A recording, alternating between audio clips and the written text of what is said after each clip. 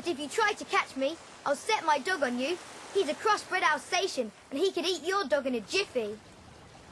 We shan't do anything to hurt you or your dog. We heard him howling, poor thing. He's terrified of being under the seaweed. Come on out. And then the seaweed pile was heaved up and down, and out came a scraggy, wet boy of about 11. He pulled the seaweed off the dog. The great animal shook itself and gave one more miserable howl. Timmy leapt lightly over the seaweed and ran to the great Alsatian, his long tail wagging in welcome. The Alsatian gave a little growl, and then an apologetic bark. He wagged his wet tail, and then, side by side with Timmy, ran up the shore to the waiting children. The boy came scrambling along next, the little monkey now chattering on his shoulder. The boy looked half scared, half sulky, and stared at them defiantly. George spoke to him first. What are you doing on my island? Nothing. I just came here with my dog and monkey. For a little holiday. How did you come here? We didn't see any boat. I didn't come in a boat. Well, what did you come in then? I shan't tell you. If I did, you'd take it away from me. And... Oh, don't cry like that. It's all right. We're your friends. We like your monkey and your dog. Tell us what's the matter and we'll help you.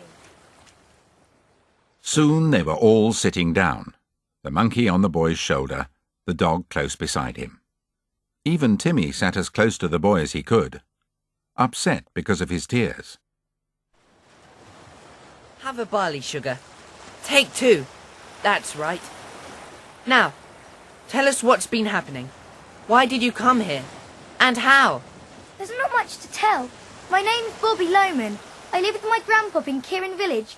My mother and father are dead, and I'm on my own, except for Chippy the monkey, and Chummy, my Alsatian. I've run away, that's all. No, that isn't all. Tell us everything, Bobby. Oh, well, it's not much.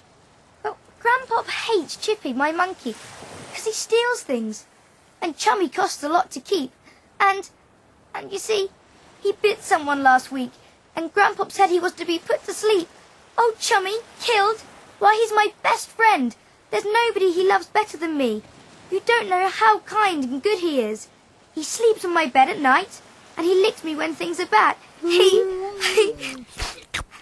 See what I mean? The way he licked me.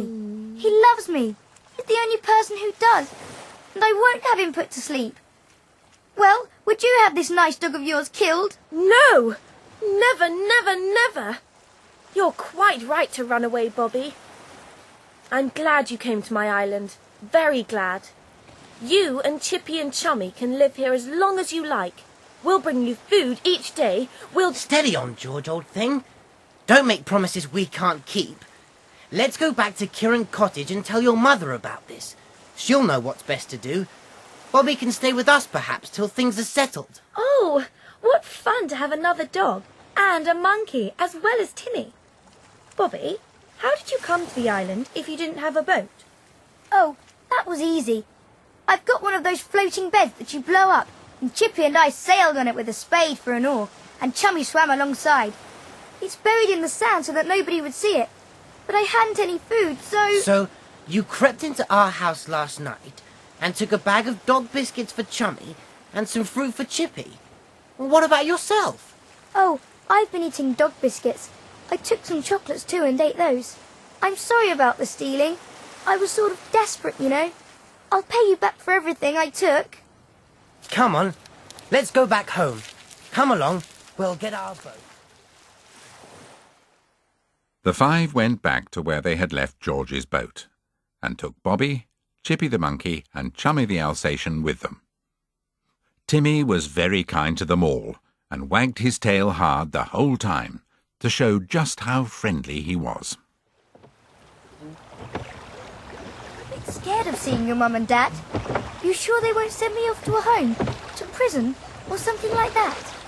Chummy here would fret like anything if I went away from him. I don't think you need worry.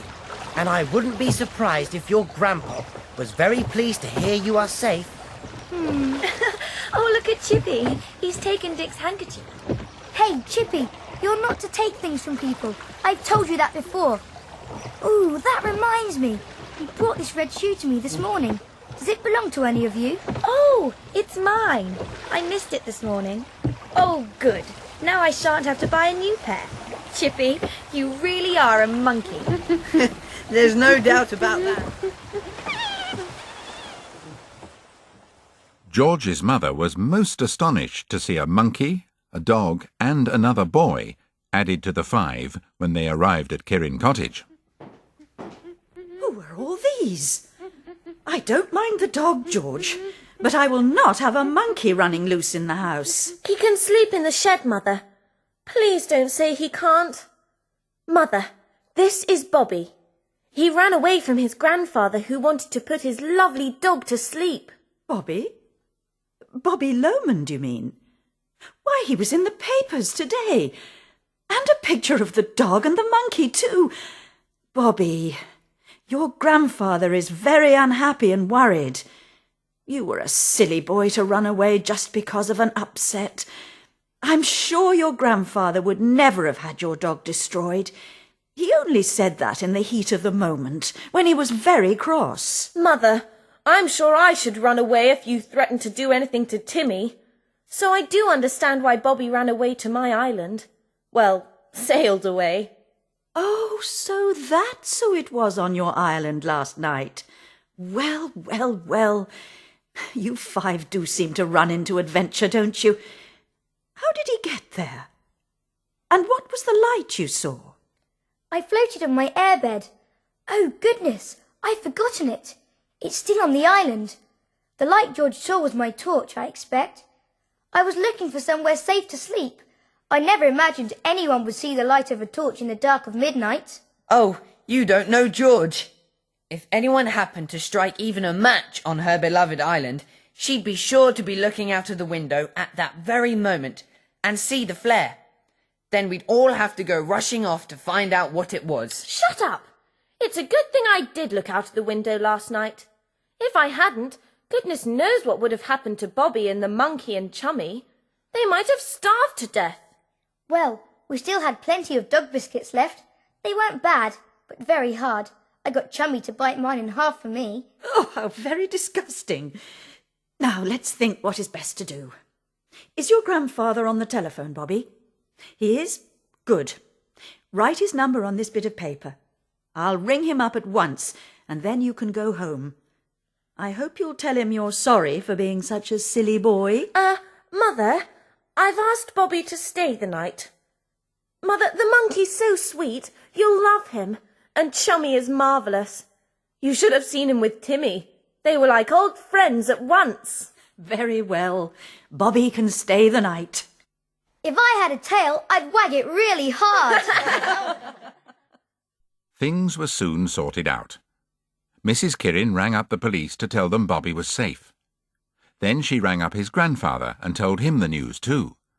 The old man was so relieved he could hardly thank Mrs. Kirin enough. I wouldn't have had his dog put to sleep. I just said that to make Bobby more careful with Chummy. Now that the dog's grown so big and strong, he must be properly trained and must never bite anyone. Bobby's too easy with him. I'll send the dog to a trainer, and when he comes back, he'll be quite all right, and Bobby can have him again. That sounds like a very good idea, Mr. Lomond. Goodbye. Well, Bobby, your grandfather is going to send Chummy to a trainer. I just won't let Chummy go to a cruel trainer. There! You care more for your own feelings than for Chummy's well-being. Don't you want a dog who's safe, even with a small child? Don't you want a dog who'll obey you at once and be a credit to you, like Timmy is to me? All right, all right. Don't bite my head off. Sounds as if you ought to go to a trainer too, going round snapping at people. Mother, I don't want Bobby to stay the night after all. Oh, look at that monkey. He's taken a banana from the dish and he's peeling it just like a human being. Aunt Fanny, do look. Isn't he sweet? In the end,